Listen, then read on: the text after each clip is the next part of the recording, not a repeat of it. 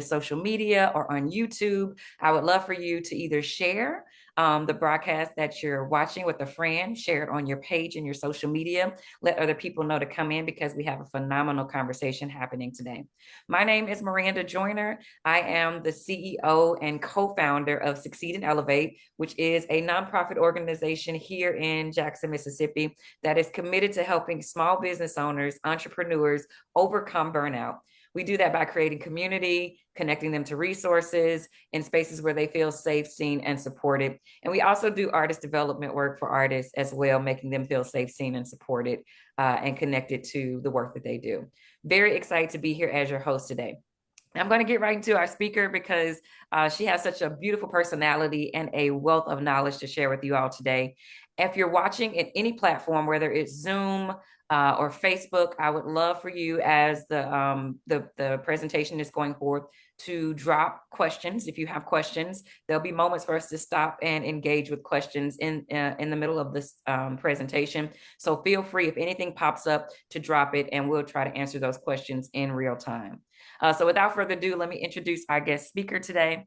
Lashanda Phillips is a 5-time certified professional with over 9 years of experience in higher education. In today's Tech Talk, the Salesforce Journey, leveraging transferable skills for a tech pivot, Lashanda will share her transition into the Salesforce ecosystem, highlighting the pivotal role of transferable skills. Now, if some of those terms are not familiar to you, then I encourage you to buckle up and enjoy this presentation and ask all the questions. Every question is a good question, okay? So don't feel ashamed to ask any question you may have. Without further ado, I present to you Miss Lashanda Phillips. Thank you so much for that introduction. I feel so welcome now. I'm super stoked to hop right in. So I'm going to share my screen. Oh, it's disabled. I need sharing rights. Thank you so much. Okay. We are going to get right into it. And I am super excited to talk about leveraging transferable skills for a tech pivot. In simple terms, how can we use the skills that you already have to help you transition into the Salesforce ecosystem? Today, I'm going to do a little bit of an introduction. I'm going to talk about what is Salesforce and why someone might want to consider pivoting into the Salesforce ecosystem. And then we'll get into the meat of the presentation where we talk about transferable skills. What are they? And then at the end, I'll share some resources and take questions all throughout this presentation. So let's jump right in. Hello, I am Lashanda Phillips. I am originally from Jackson, Mississippi, born and raised. In 2018, I moved to Dallas, Texas. I have over 9 years of higher education experience. I've had a couple of careers, and we'll talk about that throughout, over the course of my life. But my last industry of choice was higher education. And then I wanted to pivot into tech. And so I did so using transferable skills and the wealth of knowledge that I accumulated over the course of my career and my life as well. To pivot into Salesforce, I am now a Salesforce consultant with a consulting firm, and I have 5 Salesforce certifications, and I am a certified Scrum Master. So that's a little bit about me. I'll talk about my journey all throughout the presentation. So today's purpose, or the purpose of this presentation, why I wanted to talk about this is I wanted to share tips and different things that I did to help me pivot into tech. I know a lot of people are trying to pivot into this space because there are a lot of opportunities, whether it's actually within the tech industry itself or within other industries. I know a lot of people are curious and want to know how they can do so. And because even though I've been working for many years, I have, over 9 years of higher ed experience plus some other experience. I'm relatively new to the Salesforce ecosystem and to tech in general. And so I thought it would be helpful to hear someone who has recently made that transition and things like actionable things that people can do to sort of help pivot into specifically the Salesforce space. So what is Salesforce? Before we start talking about, pivoting into the Salesforce ecosystem, what is it? And, why would we want to learn this tool? So, gonna sort of throw some words out there, but I promise I'll explain them as we go along. Salesforce is a cloud-based CRM software. So that came straight off the website. And what does CRM mean? CRM is a customer relationship management, which is like a system for managing all of your interactions, engagements, relationships with a company's clients, or with potential or future or current customers. And so one of the things that, sort of blew my mind 2 years ago, or a little over 2 years ago, was every time I heard Salesforce before I made the pivot, I always associated it with sales. But Salesforce is much more than that. Customers in this regard can be customers for any industry, any organization. So it can be clients, it can be patients if you work in a healthcare setting, it can be students if you work in an education setting. It's a robust tool that has solutions for different industries. And I'll show you just how many industries Salesforce has solutions for. But when we start thinking about why an organization or a company might want to use or leverage Salesforce, it's really for the purpose of bringing all of your clients or customers' data into a platform, into a space where companies and end users can use that data to make better data-driven decisions and interact more and in a better way with your customers or your clients. So here are some of the industries that Salesforce has solutions for, or clouds for, or products for. These are just a few of them. And I want to point out that within these industries, there are different companies who use Salesforce and Salesforce products to help them meet their needs, their mission. And so when you think of like Southwest Airlines or Sephora or Gucci even. I was on the customer success page and saw that Gucci is also, there's a customer success story out there about all these different brand names that utilizes Salesforce to help meet their business needs. But there are also industries like nonprofit industries, as well as universities and colleges that use Salesforce to meet their mission. If you're more of a mission-driven person where you want to help people, there are organizations that use it to provide services and offerings to their constituents. That was a lot already, and so I'm going to pause and see if there are any questions, just based off all of the information so far around Salesforce, and at a high level, what it is, what we use it for. If you have any questions at all, just let me know. So far, you're good. No questions so far. Awesome. Okay. So at this point, there are some key terms on the slide. I'm going to sort of walk through them and actually show you in a Salesforce org how this might look.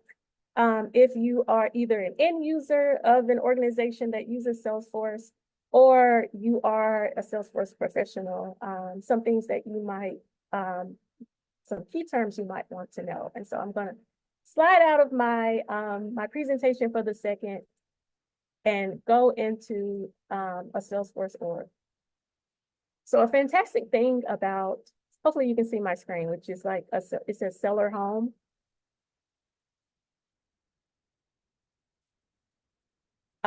But this is a Salesforce org that I created. You have the capability of spinning up a dev org as you are like playing around and practicing, getting hands-on experience.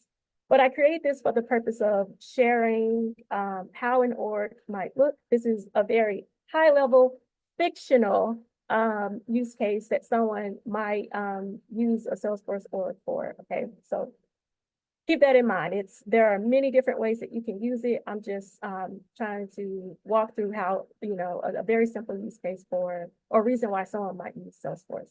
So let's pretend that we own a company called Magical Magnolia Muffins. And we need Salesforce, or we use Salesforce to keep track of all of our potential and future and current customers who buy muffins from us.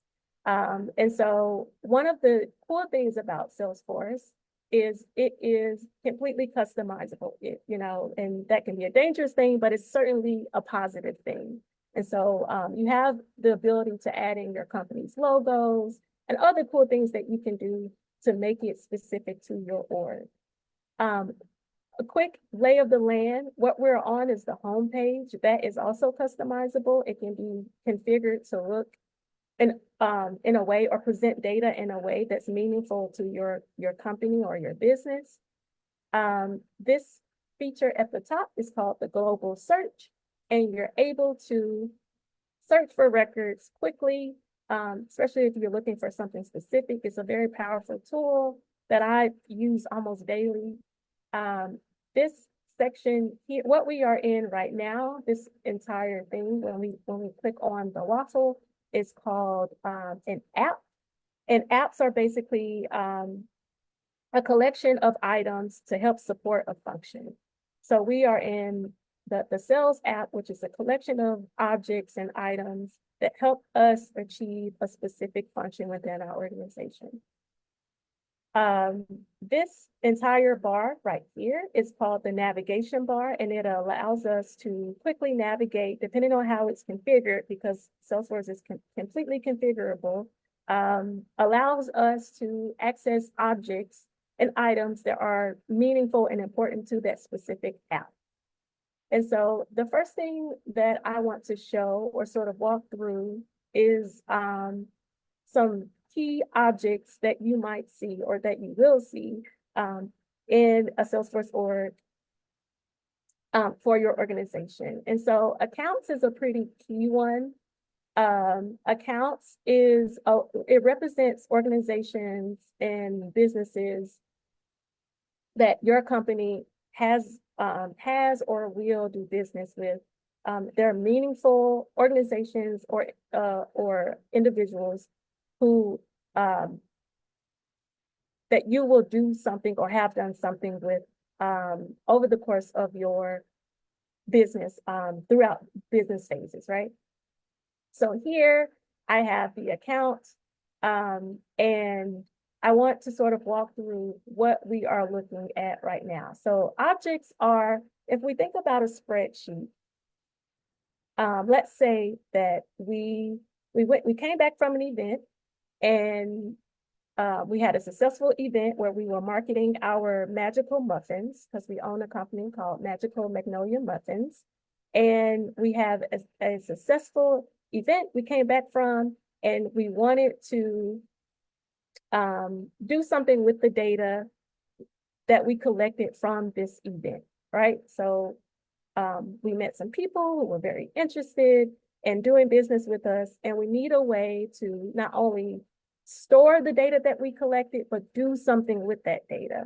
And so if we initially collected it on a spreadsheet, which is like a traditional way that people tend to collect information and data, if we think about the one tab of a spreadsheet, that entire tab would be called accounts. Another tab would be called leads. So basically, an object can be thought of as an entire tab in a spreadsheet or an Excel file.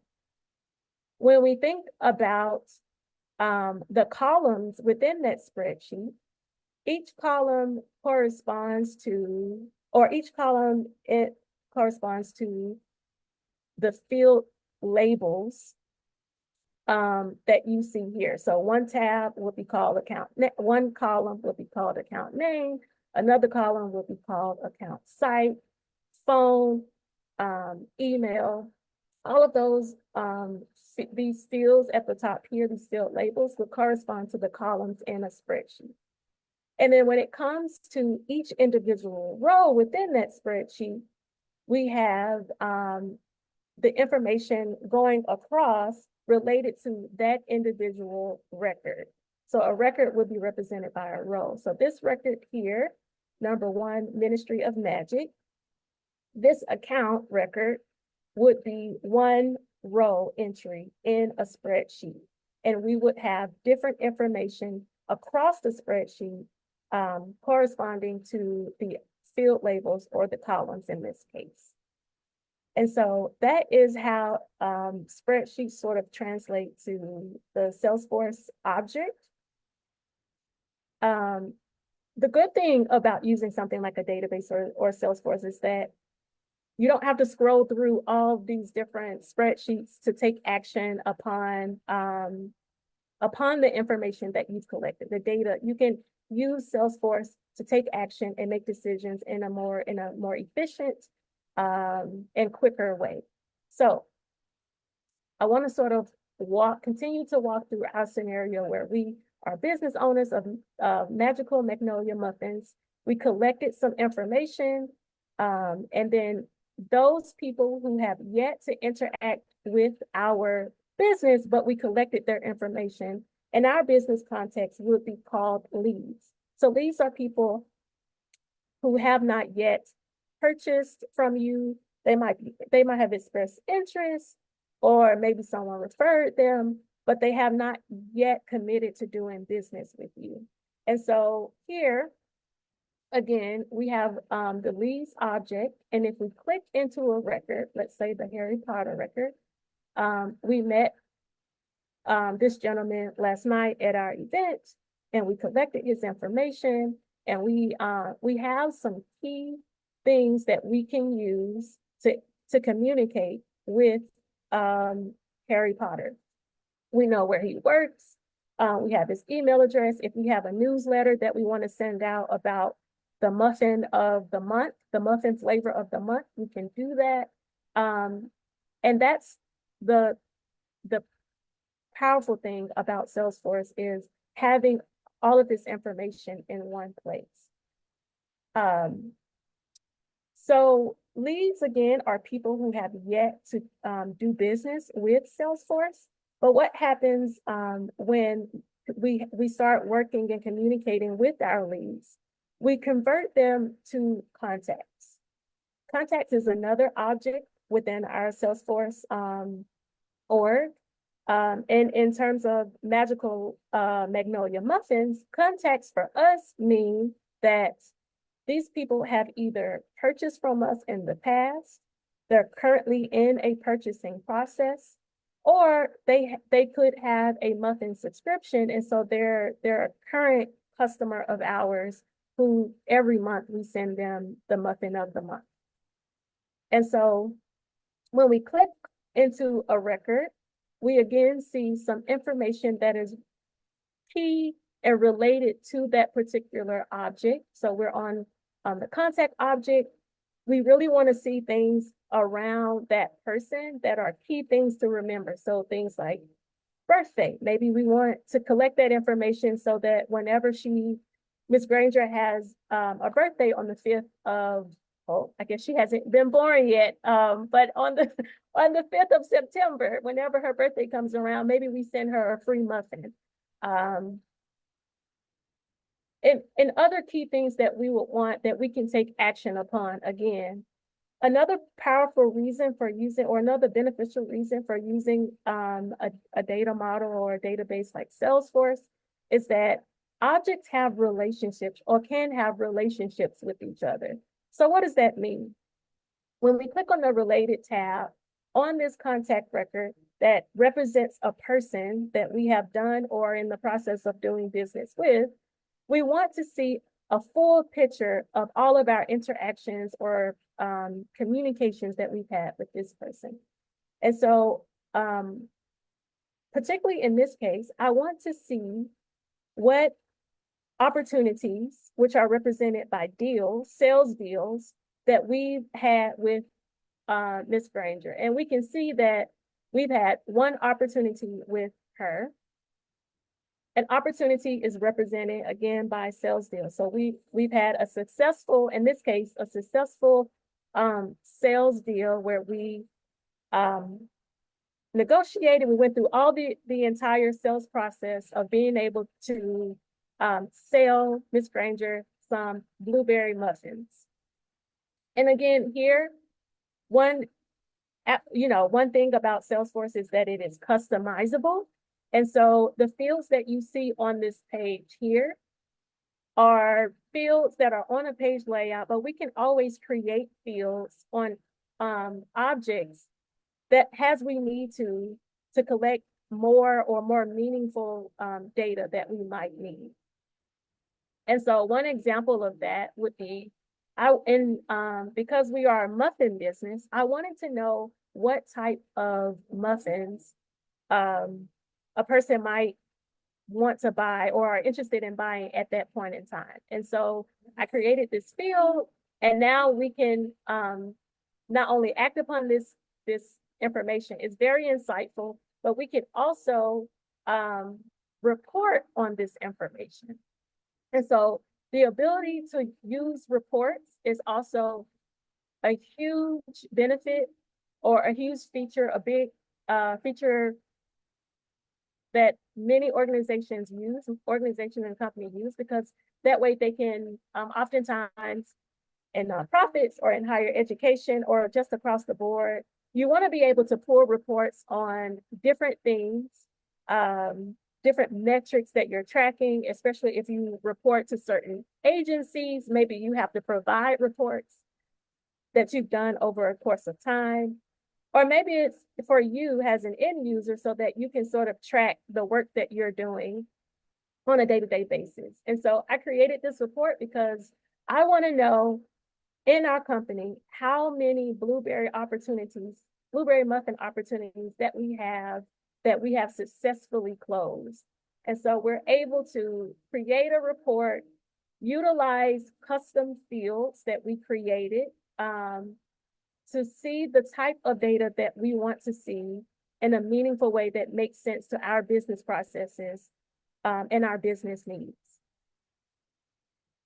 That was a lot of information. I'm going to pause again to see if we have any questions before I go back to our slide. Hopefully this was helpful in getting a very high level view of what Salesforce is, how one might use it with our company, Magical Magnolia Muffins, and other to inspire and to give you insight into how Salesforce looks.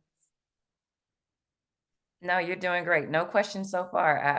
I think the only thing it sparked with me is now that I want some muffins. Now that you're talking, sounds like a great company. So.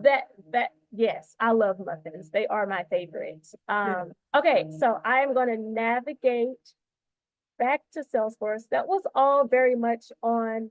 Oh, I'm sorry. Navigate back to my presentation. That was all on the front end of Salesforce. Salesforce has a whole new world and behind the scenes. And that's where we start thinking about careers and where we start thinking about customizations and ways to really extend the platform. And so that's where we start thinking about careers within the Salesforce ecosystem. The reason why there are careers, or one of the reasons why, is because, as I mentioned before, there are many industries and companies and organizations that use Salesforce to meet their needs. However, or not however, but people need, or organizations need professionals who know Salesforce, who can configure Salesforce, who can translate business requirements into Salesforce features and functionality. Salesforce professionals to help them meet their needs utilizing the platform. And so we kind of think about it in two ways. One huge way that Salesforce is marketed has a clicks not code platform. So that would be a declarative professional who you could know code, but for the most part, you are probably configuring and setting up things in the back end and on the front end of Salesforce to help end users accomplish their goals, accomplish their missions from day to day. Salesforce does have the capability of being extended by code, and those individuals are developers. And I'll sort of like talk a little bit more about other, careers within the ecosystem, but that would be extended using code. So these are our individuals who want to learn code or already know code, and they want to extend the platform and make it even more customizable based on customized based on the business processes or the business needs of that organization. And then one other thing that I want to call out is integrations, because typically an organization is not only using Salesforce, it's likely integrated with other systems, whether that's a third-party app. So like, in our use case, in our company, Magical Magnolia Muffins, when we went to that event, we collected individuals' information via a form. And so a form builder or some sort of form tool, if you think about like SurveyMonkey or Google Forms, those are form builders. Other more robust tools are like Form Assembly. These are form builders where we can integrate into Salesforce so that when someone is interested in one of our strawberry muffins, they can put in their information via the form. That data is magically connected and integrated into our Salesforce org so that data, we can take action upon that data. We can use that data to communicate with that person. But there are other types of integrations, and I won't go into them because integrations are a whole presentation all on its own. But I wanted to bring it up because that's also an area, a career area that people can focus on when thinking about learning Salesforce, picking up skills related to integrations as well. So now I want to talk about, that was a lot, and I kind of touched on this a little bit, but why would one want to learn about Salesforce at all? Like, what are the reasons to learn Salesforce today? As I was pivoting or thinking about pivoting, one of the things that I wanted, and that many people probably want, is an area where you can grow, where there are a lot of opportunities. And I have found that within the Salesforce ecosystem, there are so many opportunities, namely because there's a high demand globally for Salesforce professionals. Why? Because there are so many industries and companies globally that use Salesforce as their platform of choice. Because of that, again, there are different career paths that one might take, and we'll talk about like what some of those are, but there are a variety of career paths. They're not all technical. They can be very much functional, and functional meaning like you aren't the one configuring things. You're not, necessarily in the back end. You're the one working with the client or managing projects with clients to implement or maintain a Salesforce org for a company. I also want to highlight again that it's not only the Salesforce org. A lot of companies have integration. So in the context of my background, I am an higher education professional. And so we use SIS or like student systems and that is typically our source of truth, where it houses our all information about a student, an applicant, whether they're become a student or they don't. It sort of houses our student information, and we would want that integrated with Salesforce. So I bring that up to say, like, it's not just Salesforce. Typically, if you're working internally or even as a consultant, it's good to know that there's way more opportunities beyond just Salesforce. You could work on third-party products or other integrations as well. One of the things that I was also looking for is an ability to make more money. There is nothing wrong with prioritizing, wanting to make more money. Things are real out here. there's nothing wrong with saying, I want to be able to make more money and I'm willing to pivot, or I'm curious enough and dedicated enough to pivot into a space that will allow me to do so. And I have seen that within the Salesforce ecosystem. There are many career surveys out there that would show you the different ranges depending on the role that you might take within the ecosystem. But it's there, the opportunities are there. And then finally, a reason that someone might consider pivoting to Salesforce, that was a complete, it wasn't a reason that I pivoted to it, but it's definitely a reason that I recommend this space, is the supportive community. There are so many local user groups, virtual user groups, conferences, helpful people who are willing to give their time to help people pivot into this space, and also not only pivot, but be successful within this space. And that wasn't necessarily something that I was looking for, but I have found so many incredible people within this space. And it's incredibly helpful when you're pivoting to something new. So now we have covered what Salesforce is. I talked a little bit about how it might look with a fictional organization. I talked about why someone might consider pivoting to the space. And now I'm going to talk about transferable skills. What are transferable skills? They are the abilities or skills that can be used across multiple jobs, industries, and even life situations. These are things that allow us to, that we collect along the way and allow us to be successful within, as we transition and pivot within different roles across our career journey. And they can be soft skills, and we'll talk about like some soft skills, and then they can also be like hard skills that you picked up along the way, such as like being able to use Excel or other Microsoft products.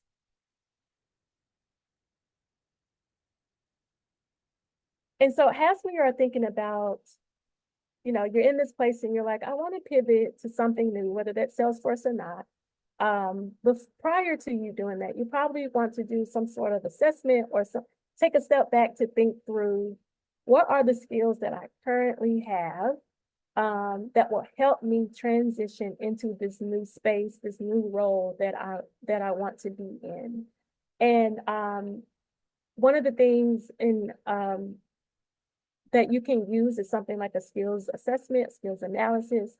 There are many different resources out there that you can use to help you gather your thoughts, because that can be quite the undertaking to think of, like, all of the skills that you use or develop over the course of time. Here are some questions to help you get started. But again, there are many resources out there to help you, guide you through this, could be daunting task. And so I'll kind of walk through them a little bit and show you how I use some of these questions to help me pivot. And even now, today, I use them to stay sharp and to keep my skills, my transferable skills, at the top of my mind. But what responsibilities and tasks am I responsible for in my current role? So what are the things that you are doing right now, since, even from day one, that you are responsible for delivering on? And if this is like a really good plug or a really good time to start creating like a brag document where you're collecting your wins of the week or the month, because it will help with this assessment for sure. But even if you haven't, break out a Word document or a notebook and start thinking about all of the things that you are responsible for right now. If you're a college student, this might be might feel like a bit silly, but even now as a college student, you have done quite a few things being a student, or if you're working a part-time job, there are things that you can list out in your current role to help you start thinking about the transferable skills that you can use. The next question would be taking it a step back and thinking about the things that you have been responsible for or completed in the past. And so these are thinking about all the way back to your first job, even if it doesn't seem related. And I'll show you what I mean. Even if it doesn't seem related, think all the way back to job number one and list out all of the things you were responsible for, the tasks you were asked to complete on a regular basis, or even those one-off projects, right? And then you're going to take that list and you're going to think about what skills helped me successfully achieve these tasks. So for instance, let's say that I was a retail store manager, and I'll talk about this. I was a people manager, and I was responsible for making sure my team was properly onboarded so that they could be successful in their job. And so some skills that might be related to that would be training, documentation, communication. So just take like one thing that you're responsible for and start listing out the different skills that were needed to successfully complete that task. And then one final thing, and there are many other questions that you can use to sort of tease out this information. Which tasks and skills do I enjoy using? Because being real, I'm sure other people feel this way. There are a lot of things that I'm capable of doing. We are all very capable people. We can learn whatever, but that doesn't necessarily mean that we enjoy doing the task or utilizing certain skills just because we're able to successfully use them to achieve goals and metrics, right? So which of these tasks, which of these skills do I enjoy using? That information is going to help us get closer to figuring out what career path makes sense for us. Because even though there's a lot of overlap when it comes to skills and transferable skills and hard skills, all these different things, we want to focus on pursuing opportunities that allow us to lean into our strengths, especially the strengths that we love using or enjoy using on a day-to-day basis. So I've kind of a little bit talked about my journey, but I'll talk about, some of the things that I've done from graduating from Jackson State in 2011 and making my way up until now. So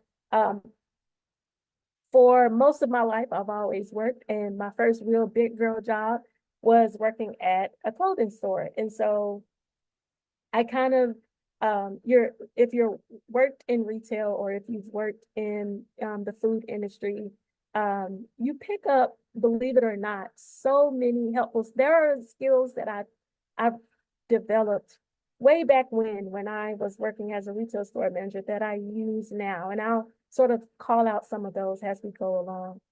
I pivoted out of that and wanted to go back to, or not go back to, but I wanted to support student success. I love helping people, specifically, not exclusively, but specifically the student population and faculty, all for the mission of student success. Love that mission. And so I sort of moved around within different universities, wearing different hats. An administrative assistant is another role where typically people don't really think about all the different hats that one might wear. You are doing so many things within that role. And so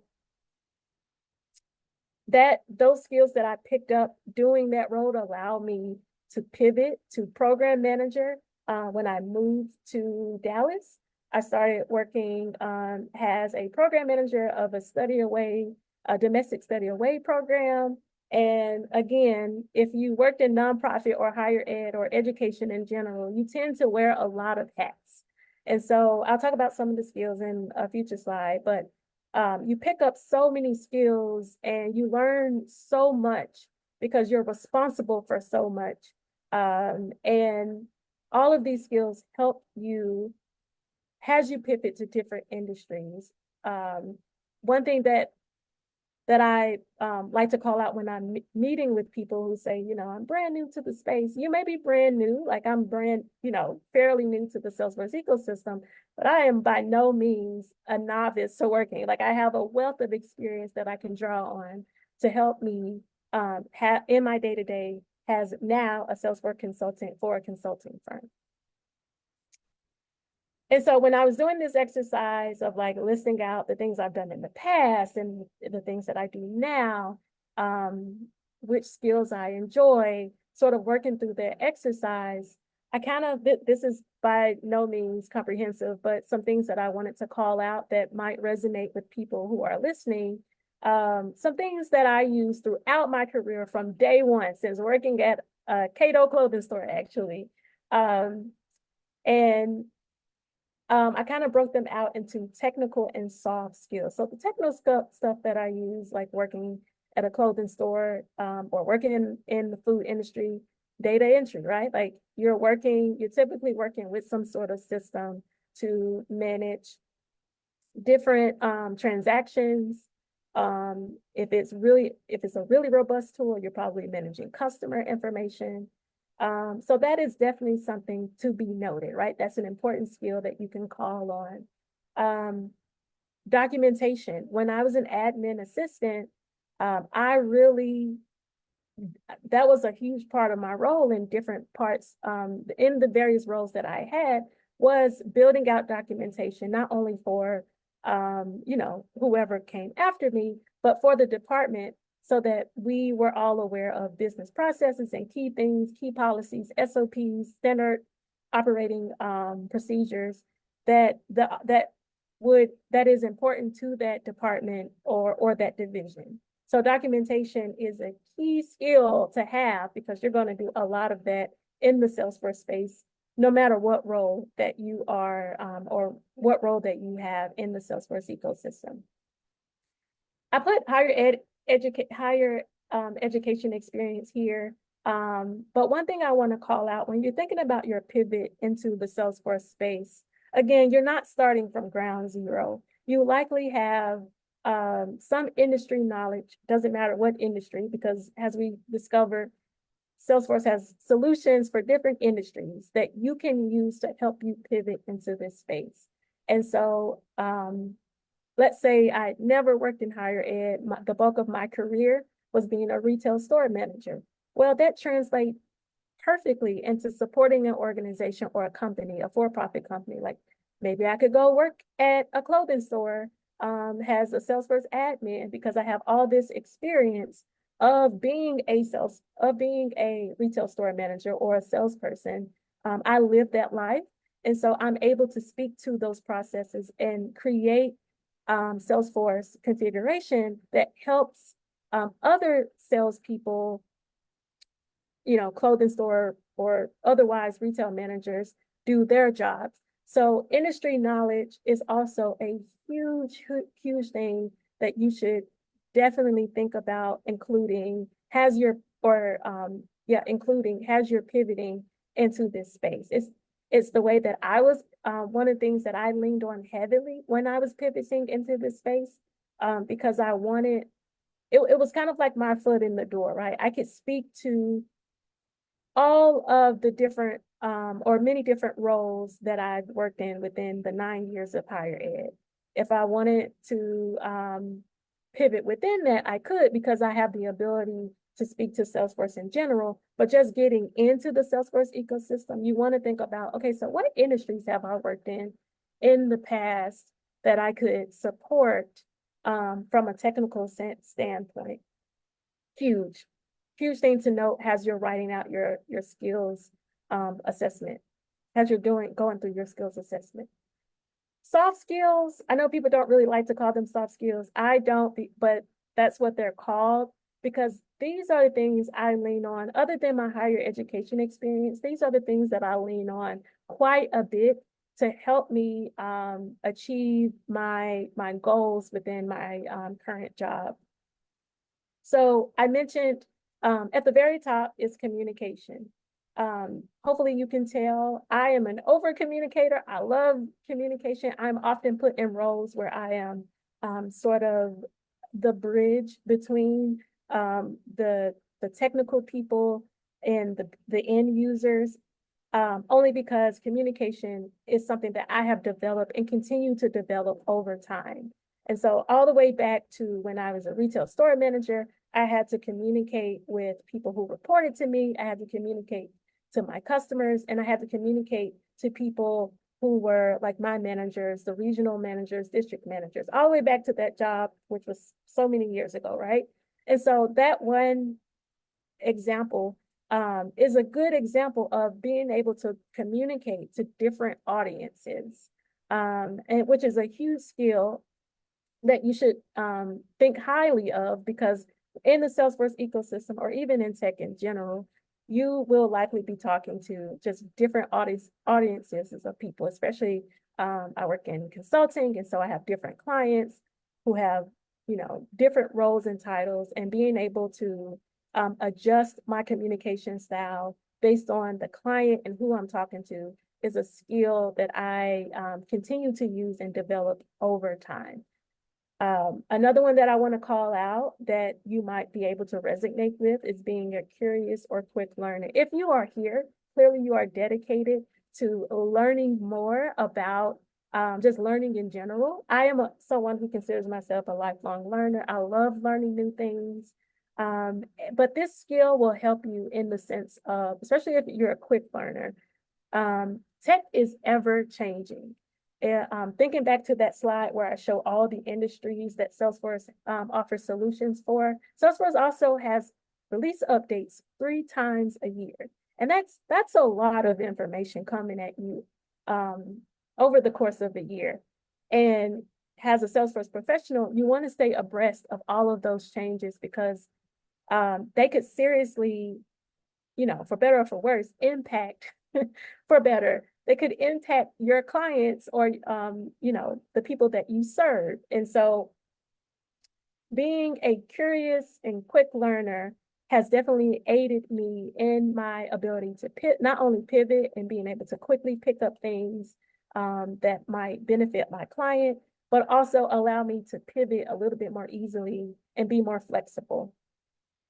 The last one that I really want to shout from the top of all rooftops is being resourceful and problem solving. So these transferable skills, again, are things that they're not just one-offs, right? They're not something that you learn one time and that you're done with. These are things that you develop over time. And I have found that being resourceful and developing my problem solving skills has helped me be a better not only a better resource for my clients, but even for my team members and myself, to save time for myself, right? So one of the things working in tech is that you discover that an org might have, some issues that arise, or maybe your end user wants to request a feature that is a little bit complicated and you've never done before.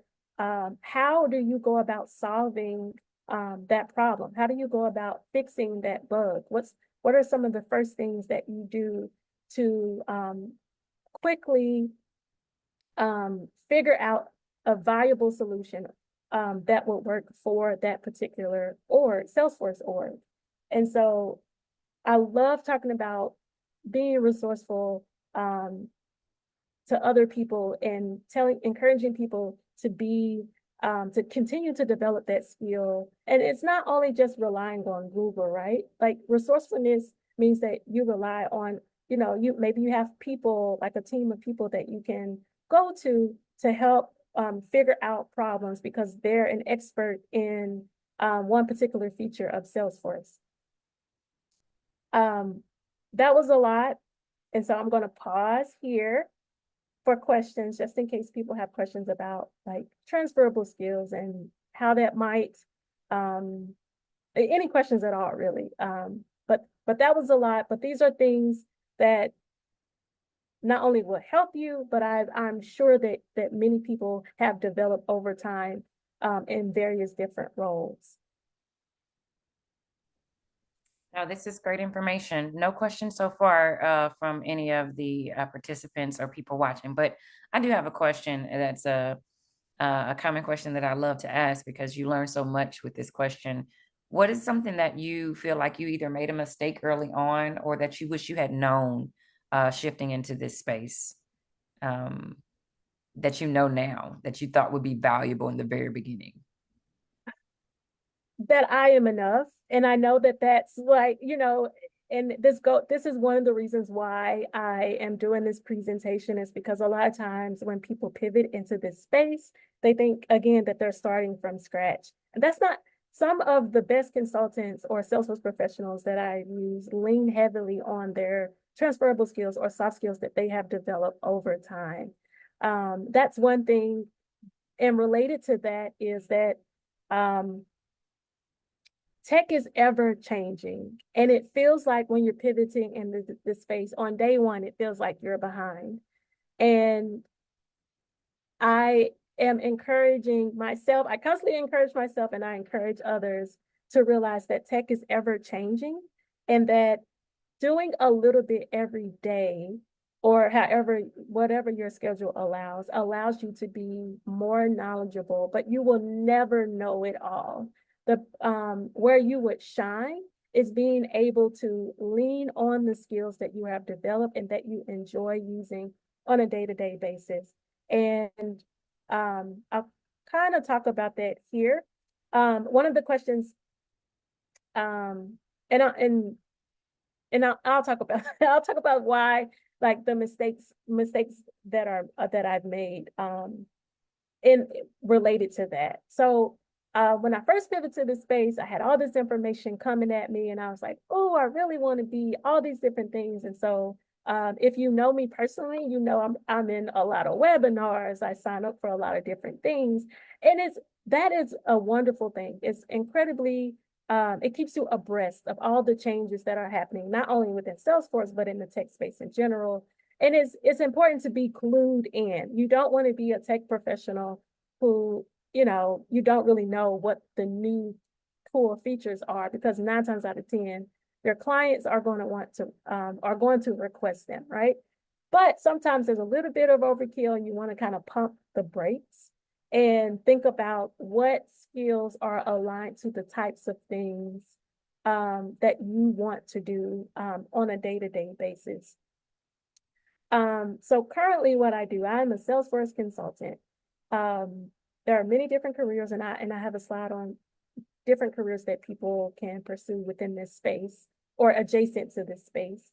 But what I've been doing since I pivoted to this space, is I'm a Salesforce consultant, which means that I am someone who helps organizations and companies implement, maintain, and optimize their Salesforce solution, whether they have one at the beginning or not, to meet their business needs. So let's say that you guys own Magical Magnolia Muffins. You would hire me to help you optimize your Salesforce org so that you can go out there, meet new people, have amazing sales, and do the things that matter most to you, and not the clickety clack, like, data entry, wasting time with data entry, those types of things. Pivoting into this space, or with consulting, it can be quite the job, because you're expected to be the expert, especially when you have multiple clients. They're paying you to come in and be the expert on how to best optimize their Salesforce platform. So a lot of emotions that need to be managed there. And if you know me, I'm very much a people forward, people first human. I lead with being a human first. And there are a lot of emotions that could come up when you are not only new to the space, but consulting, again, can be quite the undertaking. So can other roles. Like, so much love to my people who are solo admins in this space. Oh my goodness, I have so much respect for you. These are people, and I'll talk about admins, who are a team of one, and they support the Salesforce org all on their own. And I have so much love and respect for those people. But what I would say is something that a mistake, not necessarily a mistake, but a learning lesson, was, taking a step back and realizing that I have so much to offer, not only because my clients of choice right now, the clients that I serve are higher education clients. And so I know their world. I know Even if I haven't necessarily worked at the institution or within that department, I know some key metrics that they might be looking for. I know, some challenges they might be facing. One thing about higher ed is it can take forever to get certain things approved. I'm sure that's relevant in nonprofits as well. But I can speak their language. And again, if you're pivoting to tech and you have a wealth, many years of experience in a particular industry, that is like a badge you should wear. You should wave that flag so much because you're able to speak the language of the people and you're able to make connections, um, even things that clients may not know to ask. You're able to make those connections and configure Salesforce in a way that is meaningful and provide so much value to clients. So back to consulting. Um, Taking a step back, I had to think about along my path here. So starting from Jackson State, working at Jackson State, all the different universities that I worked for, the program management position that I had before I pivoted to tech. What are some skills that I've used and what are the skills that I enjoy using? There's nothing wrong with picking up new skills, and we'll talk about that as well. You should absolutely pick up new skills, but there is so much power in leaning into your strengths. And I realized like over time that the technical stuff is cool. I'm capable of learning technical things, but where I shine is communication. Where I shine is having the ability to be analytical and taking a step back and saying, before we configure that automation in Salesforce, what is it supposed to do? Asking those questions, um, knowing, without clients necessarily saying so, again, they may not know what to ask, asking the right kinds of questions to get to the bottom of a business process and how that might look in Salesforce. And then project management. Over the course of my career, whether you have the title of project manager or not, you have likely managed something. I did not have project manager in my title when I was a retail store manager, but there were projects involved. Admin assistant, same thing. And so these are areas and skills that I've developed and continue to develop over time that I love to lean into and that aids me on a day-to-day basis in my current role as a Salesforce consultant. Again, I highlighted at the bottom, customer service, that communication skills that are developed through providing excellent customer service. Back to my retail days and really every role. I don't think there's a role where customer service, whether internally with your colleagues or externally with your customers, isn't a skill that people have picked up and developed over time. And then higher ed, that industry knowledge. I'll keep going. Feel free. Oh, I think there's a question. Okay, I'll quickly go through this presentation or this slide. There are many different careers within the Salesforce ecosystem. And I have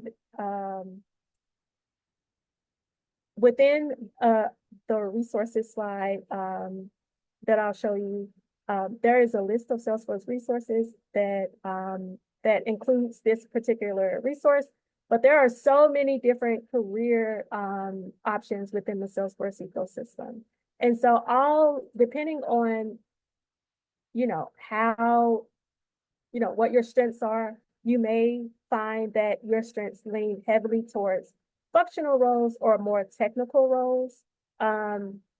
That document that I'm sharing in the spreadsheet will help you give you an understanding of what those roles are. And they can vary industry by industry, company by company, but a general high level of what those roles are. So that as you're planning out your next move into the Salesforce ecosystem, which roles align best with you. And then finally, there are resources here I'll provide resources that have different um, blogs and articles and study materials if you choose to pursue a career in the Salesforce ecosystem. Um, it's it some of the resources that you'll see are like Trailhead, which is a huge community. It allows you to learn Salesforce in manageable modules in a gamified way. But there are other resources on that document that I'll share where you can start to learn about the Salesforce ecosystem and really get an understanding of what it's used for and what it's used for. I'll also share this deck so that you can sort of get a feel for all of the information that I'm providing. And thank you.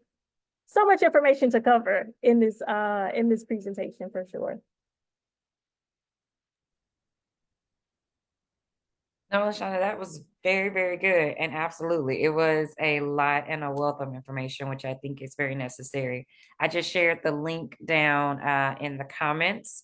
I shared it on Facebook in the comments as well as here in the Zoom chat. So if you're in the Zoom chat, you can pick it up. Very, very great information, a lot of good knowledge about what it's like to pivot over into the space. I think the tech space is one of those spaces where people are just unsure about what to do and how to pivot into it. There's a lot of misconceptions about what they can do if it's something that's even for them. And so this was very, very helpful in looking at how you can ease over into that from one job to into tech. There's so many areas to move into. Yes. And feel free to connect with me on LinkedIn. As you can see, I'm very passionate about telling people about this ecosystem or in general. And so happy to connect with people on LinkedIn and personally so that we can get you, adjusted in the ecosystem, the Salesforce ecosystem. Absolutely. Is that the best place to connect with you on LinkedIn? Is that It is. any other platform? I LinkedIn I think will be the best platform, and I can share that in the spreadsheet. I will have a tab with my LinkedIn information, and you can hit me up on there. And I will be sure to get to you so we can start talking about Salesforce and the wonderful world of the ecosystem. Awesome. And one final question for you. What is something that you think everyone should know about you as a person? What is something that you would love for people to know about you that most people probably don't know about you? Oh, I oh, that's a really good question. I mean, I'm an introvert, but I'm very much people forward. As I mentioned before, I love talking to people. I love helping people. And I'm a little bit of a nerd, I'll admit. I love anime and I'm a plant mom, but definitely even if you see me out and I have like, my out face on, I love communicating and helping people. And so feel free to hit me up anytime. I'm happy to share anything that I have to help others. Beautiful. I love that. I love that. Thank you so much for your time, for this wealth of knowledge, for pouring into this community. As a reminder, I want to remind people that this month is, if you have not been keeping up with BeanPath and you don't know, this month is AI month. And so next week kicks off Creative AI Week for the BeanPath. It is the fourth week of AI month, and they will be highlighting, have programs that will highlight throughout the month of May. So there's plenty of opportunities for you to connect. They're going to have hands-on workshops, open labs, and talks covering AI-generated art, how to use AI to help operate a creative business, and of course, AI agency consultants. You can go to thebeanpath.org and click AI month to get the entire schedule. On Tuesday, I will actually be on location at BeanPath, and we will be conducting a really amazing talk around the future of creative AI, championing diversity and inclusivity in the AI space. And we're going to have some really, really amazing panelists. So if anything, make sure you tap into one of the many programs that are happening throughout the month of May. BeanPath is really taking it and running and owning AI month, and I'm loving to see it. So thank you for being a part of this AI celebration in the month of May. And yeah, we look forward to it. Again, you can click the link. This is your opportunity in the Zoom, the last opportunity in the Zoom, to grab that link from the comments, but also the same link is on the Facebook Live under the Being Path page. So you can absolutely go there and grab the link with all these amazing resources. Thank you so much, Lashanda. We appreciate you. Have an amazing weekend, and we will see you at the next Tech Talk. Bye.